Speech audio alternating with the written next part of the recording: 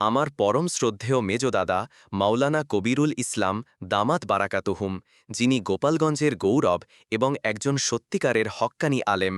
তিনি দীর্ঘ ৫০ বছরেরও বেশি সময় ধরে গোপালপুর ইসলামিয়া মাদ্রাসার মোহতামিম হিসাবে দিনের অসামান্য খেদমত করে চলেছেন। বর্তমানে তার বয়স প্রায় ১০০ বছর ছুঁয়েছে এবং বার্ধক্যজনিত কারণে প্রায়শই শারীরিকভাবে অসুস্থ থাকেন।